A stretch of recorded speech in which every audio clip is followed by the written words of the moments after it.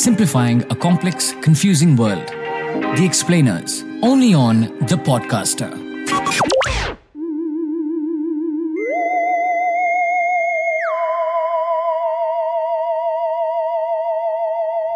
Hello and welcome to another episode of The Explainers on Podcaster. My name is Seetal, and today we're about to address a burning question on all of our minds. Okay, all our minds is a bit of a stretch, but aliens and world governments, what's going on? Isn't that a question you've asked before? All right, then let's dive straight in.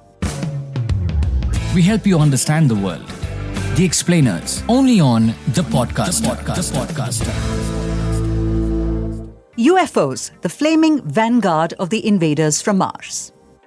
Well, we're at an unusual, almost weird point in our timeline. The kooky, outlandish aliens or UFO stories that we've come to expect from the History Channel's clickbaity YouTube handle are now actually part of mainstream discussion.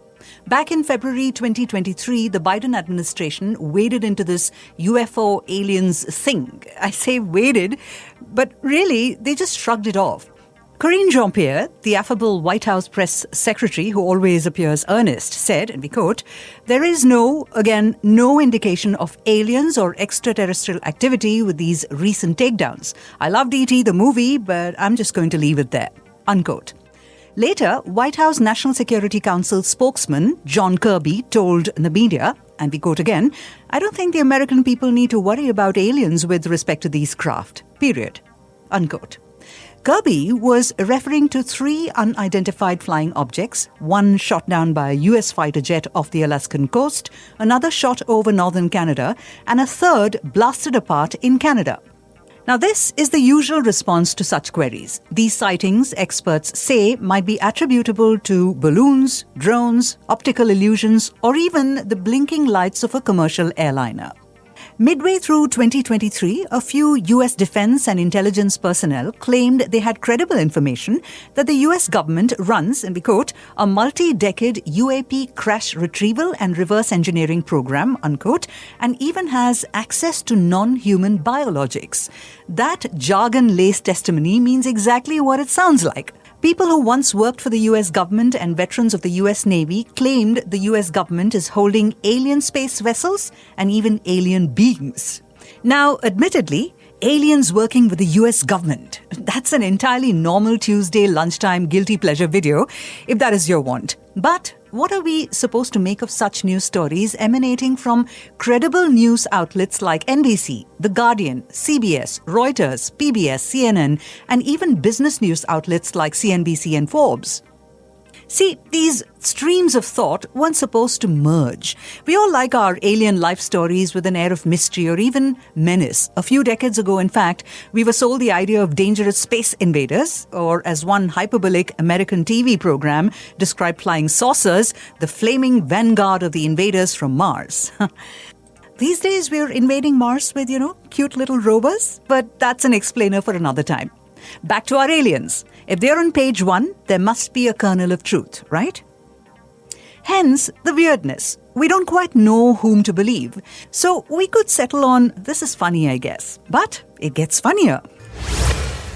Supersonic tic-tacs and 1,000-year-old alien corpses. First, let's look at the good evidence in favor of extraterrestrials on Earth. David Grush, a US Air Force officer, former intelligence official, and a decorated Afghanistan combat veteran, claimed in June this year that the US government had non-human biologics in its possession and has recovered non-human pilots from crashed alien crafts.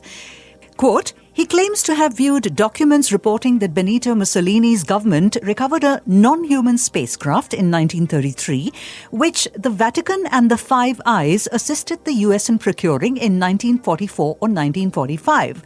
Grush claims second-hand knowledge that American citizens have been harmed and killed as part of the government's efforts to cover up the information. Unquote. Grush also claimed that the US government was working on reverse engineering technology from such alien vessels. In response to his claims, NASA and the US government's Department of Defense said they had no verifiable information about anyone possessing and reverse engineering any extraterrestrial materials. Grush's statements eventually led to the congressional hearing. In a surreal moment that wouldn't be out of place in a Hollywood film, Grush testified alongside two other men before a US Congress House Oversight Subcommittee in July 2023 that they have substantial evidence of US government cover-ups of UAPs and alien non-human pilots of alien vessels. One witness claimed to have seen UAPs, or unidentified anomalous phenomena, achieve unearthly acceleration that would not be possible with current known technology. David Fravor, a former US Navy commander and pilot, was on a regular sortie in 2004 off the US West Coast when he saw a UAP shaped like a Tic Tac. Yes, the breath mint Tic Tac, but the size of a fighter jet. Now, this UAP accelerated in a manner that would have made the craft experience forces upwards of 20 Gs, and a radar operator indicated that it had traversed 60 miles or 96 kilometers in under 1 minute. Now, no known man-made aircraft achieves flight that exerts such G-forces. Fighter jets max out at 8 to 9 Gs. So, if the vessel was indeed alien, it leads to speculation about the beings piloting these vessels. If real, that UAP speed works out to over 5,700 kilometers per hour or over 3,500 miles per hour. That's over 4 times the speed of sound, and the only man-made objects capable of such speeds are missiles and space rockets. Currently, we know of no man-made aircrafts that can hover mid-air for long periods and accelerate almost instantaneously to Mach 4. Now, bear in mind that these gentlemen aren't really credulous simpletons or conspiracy nuts seeking attention. All three are trained professionals, normal people with credible track records. In the congressional hearing that included the popular Congresswoman Alexandria Ocasio-Cortez, Fravor had the dignified countenance of a man who spoke within the limits of the facts that he could back up with evidence, one who isn't given to exaggeration. We also have legitimate video evidence that appears to support Fravor's testimony on the UAPs he saw off the US West Coast. Then Mexico happened. In September 2023, Congreso General de los Estados Unidos Mexicanos, or the General Congress of the United Mexican States, held a hearing on alien beings. The kindest description would be to say that the hearing was off the rails from the get-go. Mexican journalist and longtime UFO enthusiast Jaime Maussan was invited to exhibit what he claimed was evidence of alien beings. Following the US congressional hearing, where the testimonies at least came off as sincere, even if a tad unbelievable, many people around the world were looking forward to more credible evidence of alien life. Maussan presented what he claimed were non-human alien specimens recovered near Peru's ancient Nazca lines in 2017, which Mexico's National Autonomous University, or UNAM, carbon dated to be about 1,000 years old. He also claimed they were not related to any species on Earth. Maussan exhibited 2 tiny bodies, displayed in cases, with 3 fingers on each hand and elongated heads. Unfortunately, Jaime Maussan has a history of controversial statements that could never be substantiated. On more than one occasion, such alien bodies turned out to be mummified children, including one previous claim by Maussan himself. UNAM disassociated itself from Maussan's alien corpses, saying, and we quote, "In no case do we make conclusions about the origin of said samples," unquote.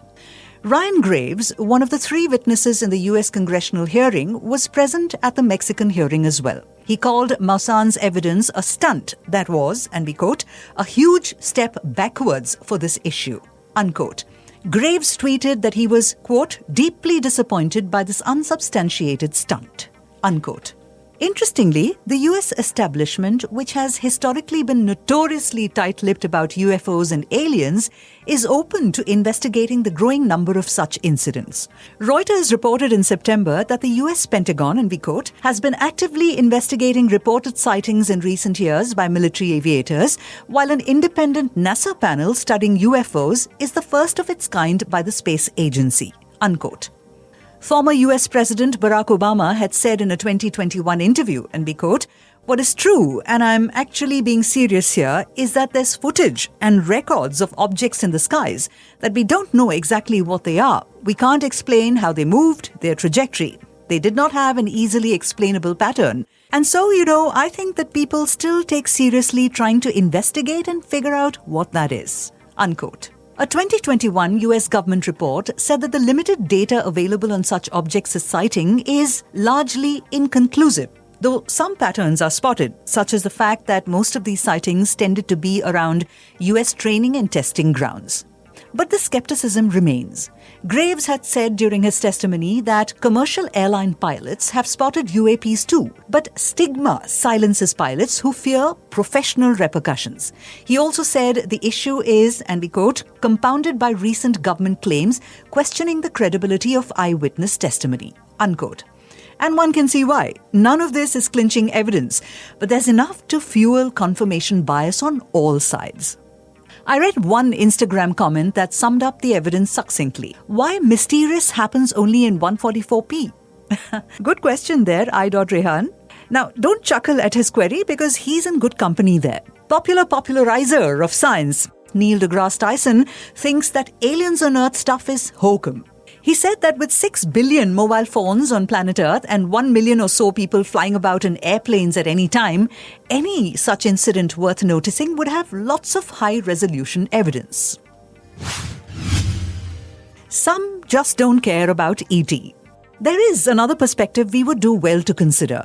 The UFO alien thing is probably just an American preoccupation that doesn't really interest other cultures that aren't plugged into American pop culture. As an Indian, one might wonder what the Indian establishment's stance on this issue is. There's never been any real statement about this, but I found that the ISRO website has a copy of a July-September 2001 issue of a magazine named Space India. The cover page says, and I quote, "Aliens from space. Electron micrographs showing clumps of putative microorganisms," unquote. Make of that what you will. And even if you think of films, something that all Indians love, there's not much in the alien space or science fiction genre at all. Yeah, Jadoo from Koi Mil Gaya, then there was PK, and believe it or not, there was a film called Babula Dost way back, I think, in the mid-80s. And then there's this Filmfare article that spotlights films based on outer space or located in outer space. And it calls Kalai Arsi of the year 1963 the first Indian space film. It was directed by Kasilingam. It starred MGR and also P. Bhanumati. It did feature aliens. So this is another one. But you can't really, you have to really look into things like Google to figure out if there are enough films on the genre. So, my point made, let's come back to other countries. What does Russia think?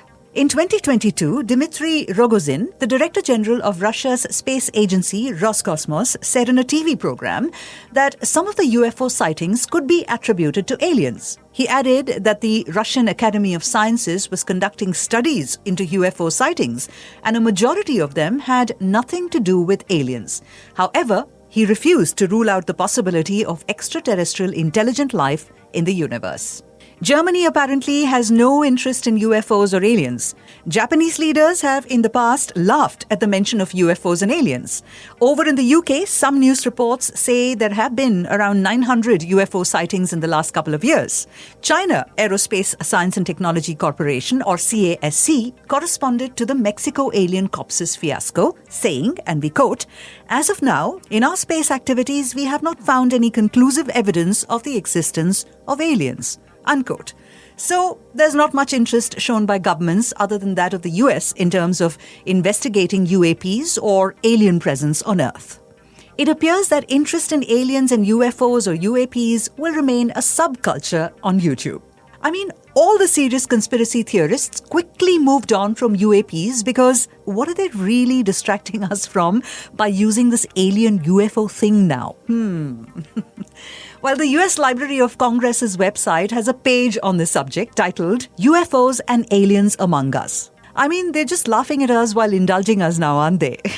The page ends with a useful perspective using the example of everyone's favorite science writer, Carl Sagan. Sagan, an unfailing optimist and an unapologetic idealist, wanted and even speculated on the likelihood of alien civilizations and the possibilities of visits by ancient aliens in his earlier writings. But the scientist in him also debunked these ruthlessly.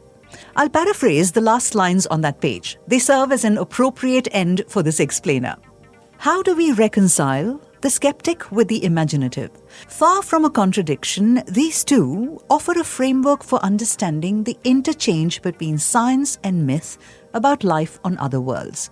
skepticism and speculative imagination come together as two halves of the whole. It's essential to entertain and explore new ideas, however strange, while at the same time testing and evaluating the validity of those ideas.